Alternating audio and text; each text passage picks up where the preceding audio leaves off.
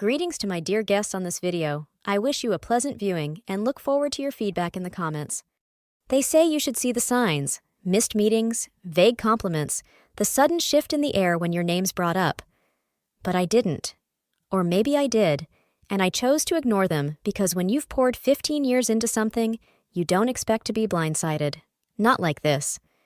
It started with a calendar invite at 8:47 a.m.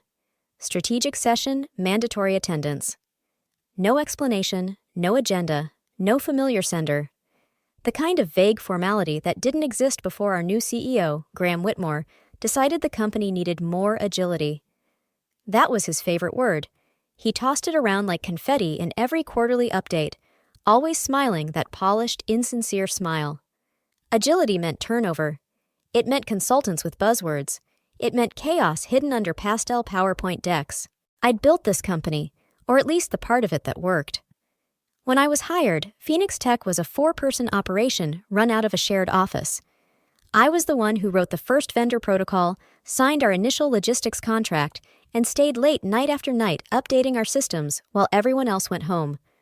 I trained 3 generations of operations teams, single-handedly handled crisis negotiations when our manufacturer shut down in 2013, and never once asked for a title bump. I didn't need one. My work spoke for itself. Until that morning. The meeting was held in conference room 5C. That alone was strange. Big strategy discussions always happened in the glass room upstairs, the one with the skyline view and the cappuccino machine that never worked. 5C was different. No windows, one long table, and a faint scent of old carpet shampoo. My heels clicked too loud as I walked in, but no one looked up.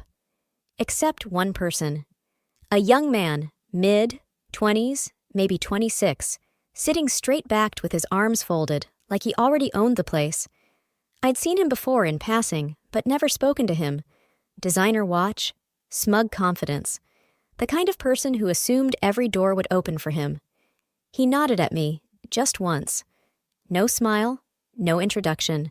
Beside him sat Graham, with that same rehearsed grin, dressed like he'd walked off the set of a leadership seminar. To his left was Monica from HR, tight-lipped, clutching a tablet she refused to look up from. "Linda," Graham said brightly, motioning to the seat across from him. "Glad you could join us." The chair was cold. "We'll keep this short," he began, voice smooth. "As part of our realignment toward a more forward-looking business model, we've made the decision to restructure the operations division." I blinked. No one else in the room moved. "To be frank," he continued, "we're looking to bring in younger, more agile talent, individuals who represent the future of this company. It's not personal, Linda. You've been a foundational part of Phoenix Tech, but the time has come for new leadership." There it was. He said it like a compliment, like I should be honored to be spoken of in the past tense. The young man, who hadn't said a word, shifted slightly in his seat, as if preparing to speak but choosing not to. Graham gestured toward him. "This is Tyler. He'll be assuming your responsibilities, effective immediately." Tyler. It hit me all at once. Tyler Whitmore, the CEO's brother. A recent graduate who had shadowed Graham for a summer and was now replacing me, a woman who had worked through holidays, illnesses, and family losses to keep this company running. I didn't say a word. I stood up, slow and deliberate, and nodded once. Monica still hadn't looked up. Graham's smile faltered for a moment, perhaps expecting a protest. But I wasn't giving him the satisfaction. I wouldn't cry in that soulless room. I wouldn't ask why. I walked out with every ounce of composure I could muster. But inside I was unraveling. My office was already locked when I returned. A stack of banker's boxes sat outside my door, neatly labeled. Someone had prepped for this. I bent down, pulled out my framed team photo, and stared at it. The version of me in that picture, smiling, hopeful, proud, felt like a ghost. As I carried the boxes to the elevator, my phone buzzed. Unknown number. I almost ignored it, but something made me answer. "Linda Ferris?" a voice asked. Calm, measured, professional. "Yes," I said, too tired to care. "This is Jordan Niles. I represent a client who's been following Phoenix Tech for some time. We're interested in speaking with you. Privately. Today, if possible. I froze. I think, the voice continued, you may be more valuable than they realized. I don't remember walking out of the building. I don't remember crossing the lobby, nodding at the security guard, or even how I ended up sitting on the low stone bench outside the parking garage. It was as if my body was moving on autopilot while my mind replayed the last 30 minutes in an endless, painful loop. 15 years, gone in the space of a 3-minute speech. I sat there for I don't know how long. My coat was open despite the chill, and the box of my belongings sat beside me, lopsided. People walked past. Some glanced at me, most didn't. I was invisible. No longer part of the engine, a discarded part. My phone buzzed again. Unknown number. I hesitated this time. My finger hovered over the decline button, but something stopped me. Maybe it was curiosity. Maybe it was stubborn pride. Maybe I just needed to feel like I still mattered to someone. Hello? There was a pause, then a deep voice, calm, confident, familiar in a way I couldn't quite place. Linda Ferris, he said, my name almost a statement. This is Daniel Mercer. The name hit me like cold water. Daniel Mercer, CEO of Stratuscore, our biggest competitor, and someone who, as far as I knew, had never acknowledged my existence beyond an industry panel 5 years ago. My breath caught. Mr. Mercer, I said, stiffening. I didn't expect... I heard what happened, he cut in gently. Phoenix Tech made a mistake. But I want you to know something, Linda. I've been watching your work for years. You haven't disappeared from my radar. My chest tightened. He wasn't calling to offer pity. His tone was too deliberate, too assured. I'd like to meet, he continued. Somewhere quiet, nothing formal, just a conversation. I swallowed hard. I knew that kind of invitation in this world. Nothing ever really was just a conversation. Are you offering me a job? I asked, voice quieter than I expected. He chuckled, low and warm. Let's not get ahead of ourselves, but I have a feeling this may be the start of something bigger. You're not just a name on a list to me, Linda. You're a mind I respect, a presence I could use. The silence between us stretched for a moment. Not awkward, electric, a promise not yet spoken. I could hear the city around me again, the hum of traffic, the wind brushing past the buildings, the life I had forgotten in the silence of corporate corridors. Where should we meet? I asked. And that was how it began. The cafe was tucked away in a quiet corner of downtown, glass walls, warm lighting, and a soft murmur of hushed conversations. It was the kind of place you went when you didn't want to be seen, but needed to be heard. Daniel Mercer was already there when I arrived. He stood as I approached, extending a hand that was both firm and welcoming. His presence was magnetic, not flashy, but commanding. A man who understood the weight of silence and the value of timing. Linda, he said simply, motioning to the seat across from him. We exchanged a few pleasantries. Coffee orders, remarks about the weather, the kind of small talk that veiled the tension humming beneath the surface. Then he slid a slim black folder across the table. Open it, he said. Inside was a plan, a detailed acquisition strategy. Stratuscore intended to purchase Phoenix Tech within the next quarter. Every line, every footnote, every legal contingency had been considered. But that wasn't what stole my breath. At the end of the document, under leadership transition provisions, was my name. Executive Director, Interim CEO. I stared at the words, then back at him. This isn't just a job offer, I said slowly. No, Daniel agreed. It's a stage, for everything they never let you build. My hands were steady, but my heart raced. They don't know yet, do they? I asked. Not yet, he replied. And when they do, it will be too late to stop it. The implications buzzed in my head. Me, stepping into the CEO's office at Phoenix Tech, not as an employee, but as the incoming executive representing their soon-to-be parent company. The idea was as surreal as it was intoxicating, but another question surfaced, stubborn and sharp. How did you know? I asked. About my firing, about all of this, so quickly. Daniel leaned back, his expression unreadable.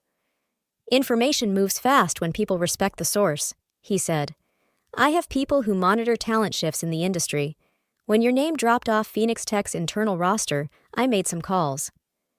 There was something else in his voice, not just business, something personal. You've been watching me, I said, not quite a question. He met my gaze. You built the part of that company that was worth saving. I've known that for years. Now, it's your chance to prove it. I closed the folder and sat back. The cafe felt warmer somehow, the world quieter. Or maybe, for the first time in a long while, I wasn't drowning in someone else's noise. I'll need time, I said. You have until the end of the week. Daniel stood, left a generous tip, and paused before walking away. When you're ready, Linda, he said. Don't just walk through the door. Own it. I watched him go, the folder still resting under my fingertips. And for the first time since I walked out of Phoenix Tech, I didn't feel broken. I felt powerful. That night, I couldn't sleep. I lay on my couch, folder open on the coffee table, the streetlights casting shifting shadows across the floor. I thought about power, about revenge, about rebirth. And then, I remembered something. A line, a paragraph, a clause I had drafted almost offhandedly years ago during a period of governance cleanup, when I was briefly brought into board strategy sessions. It had seemed insignificant at the time, but now, it was everything. Clause B. It stated, any former board member maintains a 90-day right to oversight and advisory access in the event of a pending acquisition or merger, effective from the last recorded date of service.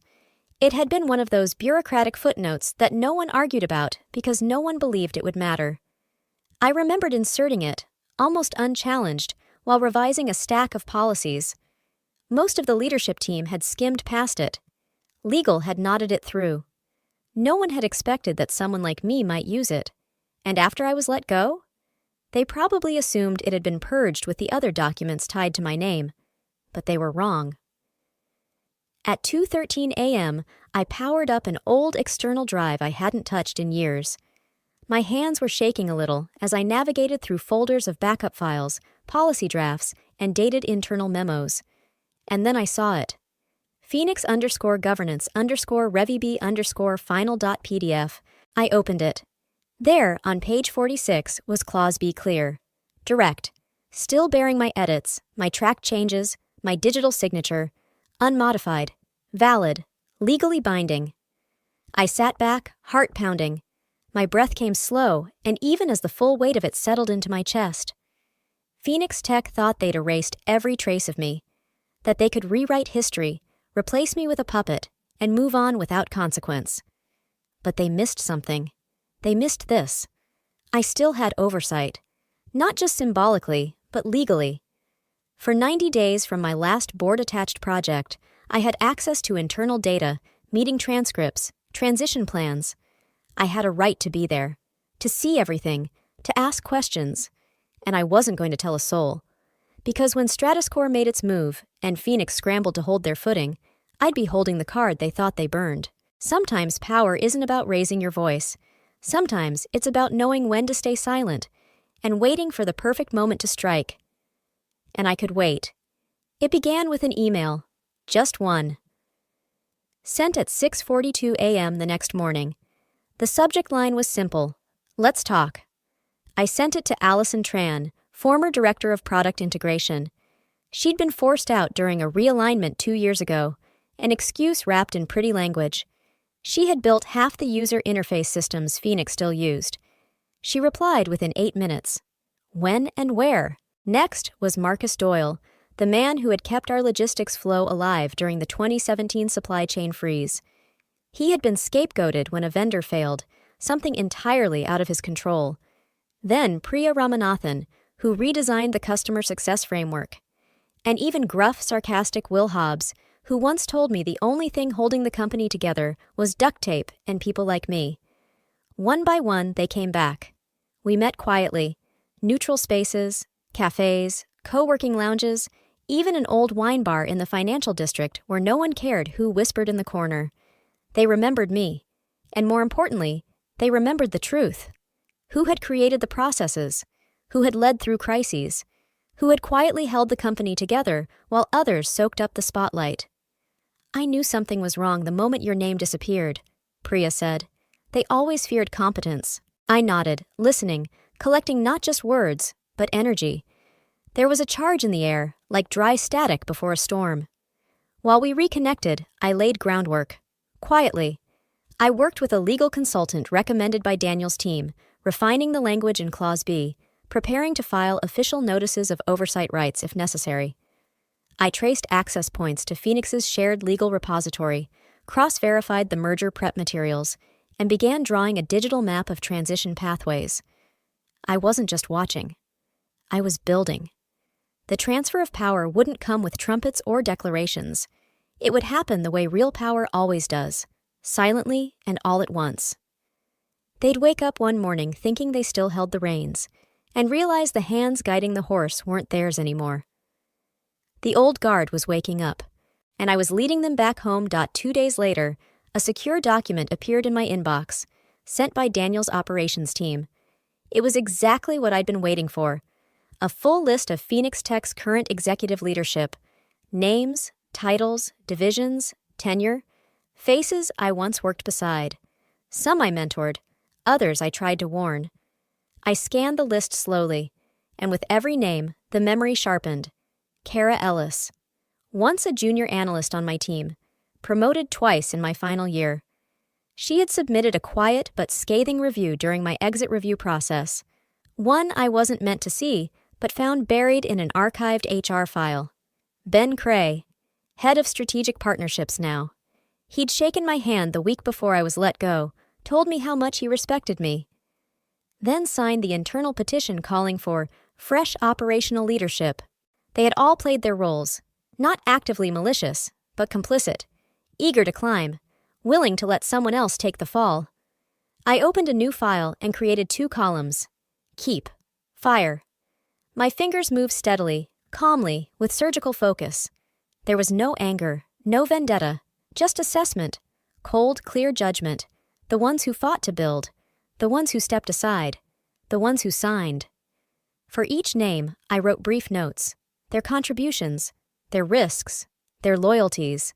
I wasn't just making a personnel chart, I was creating the foundation for a new regime. Because when the merger hit, and it would hit fast, I needed to know who was staying and who would be escorted out before their morning coffee. By the end of the day, the list was nearly complete. I saved it with one word: sovereign. I returned to Phoenix Tech on a gray Monday morning, walking through its sliding glass doors with a new badge clipped to my coat. Linda Ferris, Strategic Advisor. That's what it said. To everyone else, I was just a consultant brought in to assist during a transitional period. No one asked who had arranged it. No one questioned why I'd been given clearance to sit in on executive meetings. I walked past the reception desk, past the hall where I had once spent 15 years pouring out my life, and not a single person stopped me. They didn't see me as a threat. Good. Let them underestimate me. I stepped into the elevator and pressed the button for the executive floor. The walls were mirrored, polished, flawless, just like the illusions they tried to maintain. But cracks had already started to show. When the doors opened, I was greeted by silence. Not the productive kind. The heavy, uneasy kind. Phones rang unanswered. People whispered in glass rooms with furrowed brows and white-knuckled grips on their coffee mugs. I was escorted into a temporary office. Small, but well-appointed. A desk, a monitor, a view of the downtown skyline. They thought they were being generous, keeping me at arm's length but close enough to contribute. What they didn't realize was that this gave me front-row access to the chaos. And chaos, I soon discovered, was putting it mildly. Customer support requests were going unanswered for days. A major logistics pipeline had broken down because someone had failed to renew a contract. Sales leads were fumbled, twice, due to duplicate outreach. The quarterly roadmap presentation had been postponed 3 times, and no one could explain why the numbers didn't match. In the center of it all stood Tyler, the CEO's brother, fresh-faced, overconfident, out of his depth. He walked around with a tablet and a permanent frown, delegating wildly, asking questions he should have known answers to, and delivering monologues to hide his uncertainty. I watched him stumble through a stakeholder call, mispronouncing a client's name and promising metrics we hadn't hit in months. Behind him, his hand-picked team was unraveling. Mid-level managers looked to each other in confusion. Directors kept their heads down, afraid of being noticed. The mood was brittle.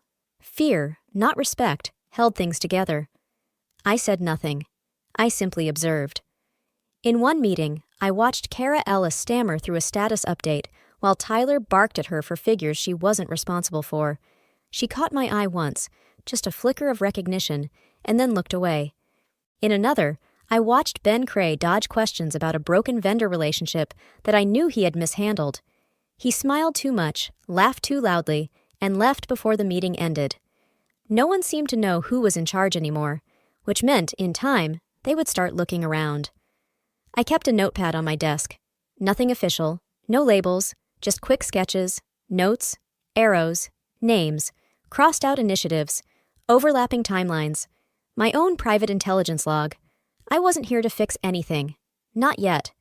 I was here to witness. And the most dangerous person in any room is the one who says nothing while taking in everything. Let them flail. Let the seams rip wide open. The reckoning was coming. And when it did, they'd realize the advisor wasn't just a visitor. She was the storm. It happened mid-afternoon, during one of those lull moments when the office buzz turned from chaos to confusion. I was reviewing the latest operations log when an email popped into my inbox. No subject, no header, just a stream of forwarded threads from an overwhelmed analyst named Rachel Lynn. It wasn't meant for me, but the moment I saw the contents, I knew it had landed exactly where it needed to. Attached was a customer feedback summary flagged as urgent. 3 major clients, long-standing, high-volume accounts, had expressed direct refusal to continue projects led by Phoenix Tech's current head of SEO, Charles Verne. Their words were blistering. Strategy disconnected from market reality. Delivered outdated models masked as innovation. Refuses to adapt, not aligned with current brand goals. I scrolled further. A breakdown of performance metrics showed a steady decline in organic traffic, lead conversion, and keyword relevancy. Charles had been boasting about numbers in recent meetings, but those numbers were paper-thin, decorative, all flash and no foundation. He had been my peer once. Not brilliant, but bold. And when I left, he had been among those who publicly supported the realignment. I remembered his signature at the bottom of the internal endorsement letter.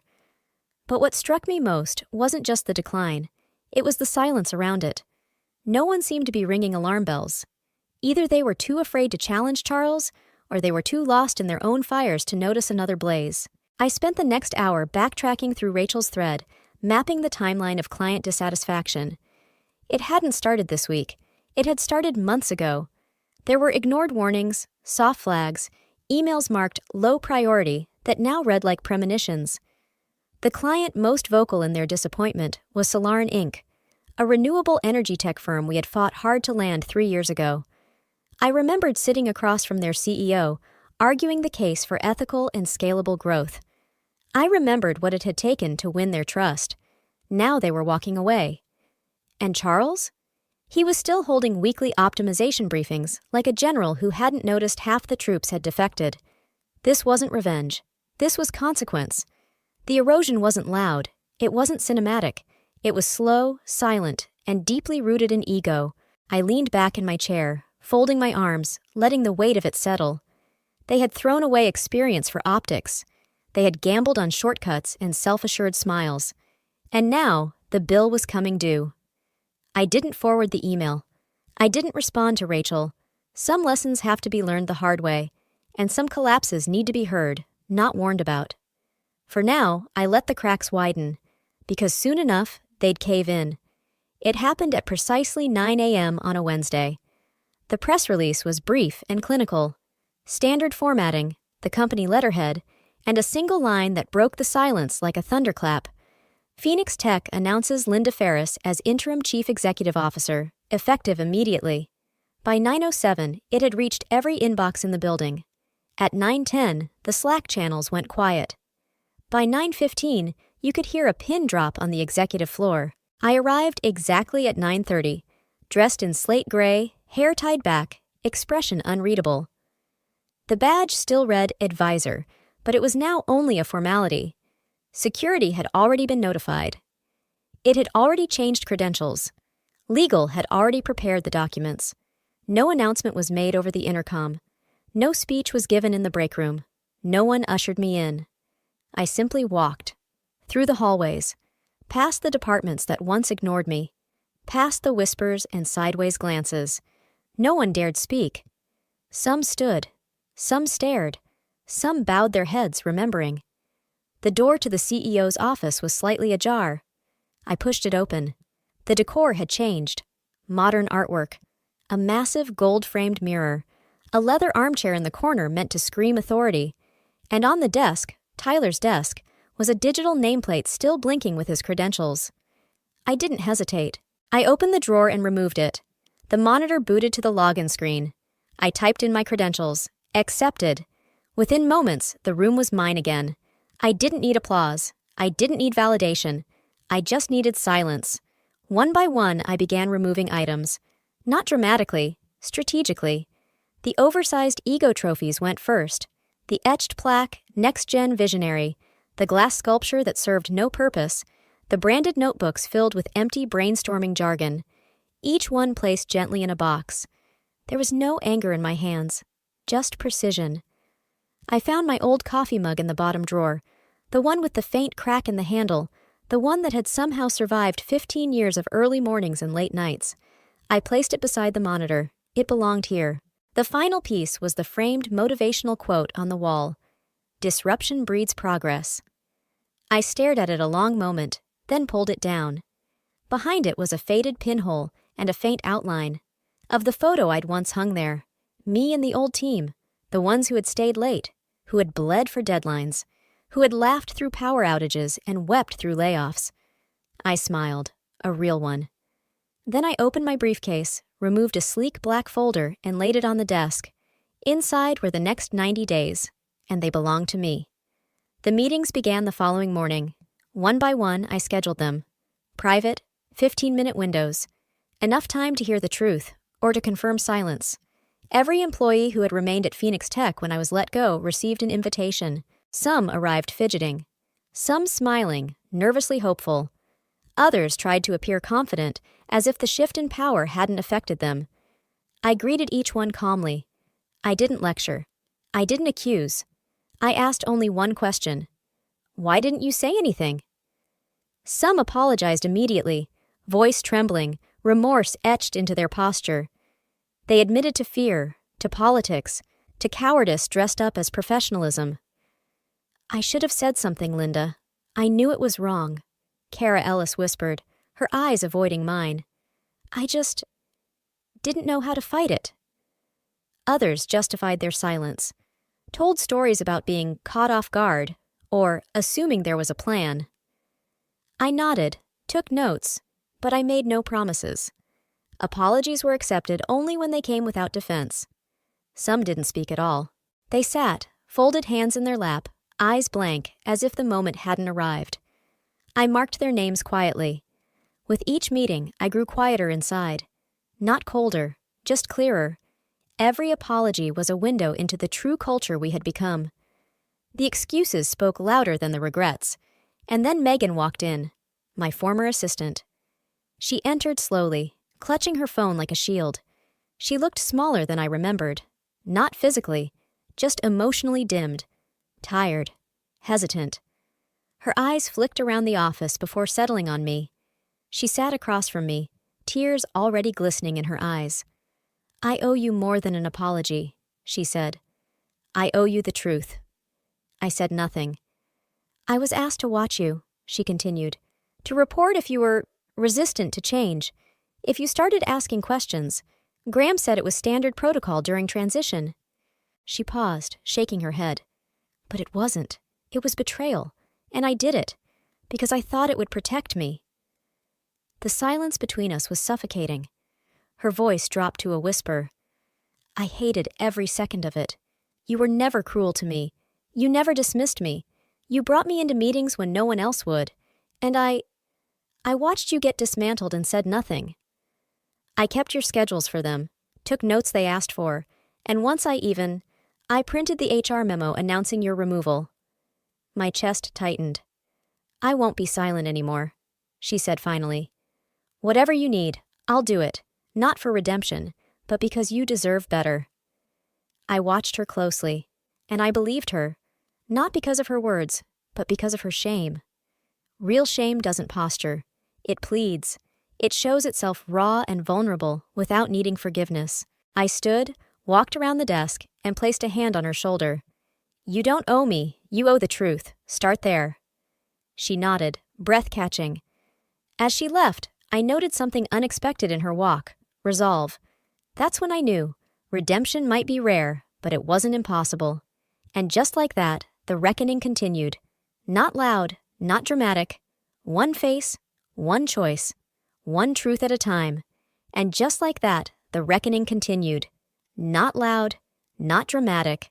One face, one choice, one truth at a time.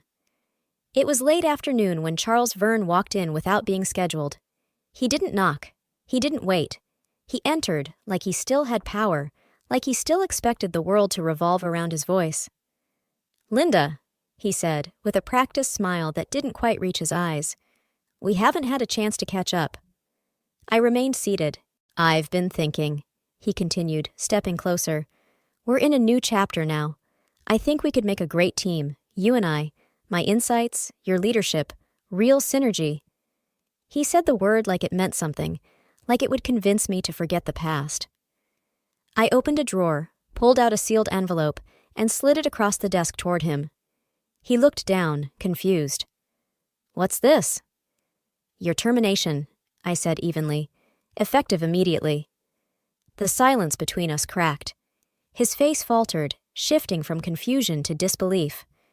You're serious? I didn't blink. You've already assisted us by revealing your true nature.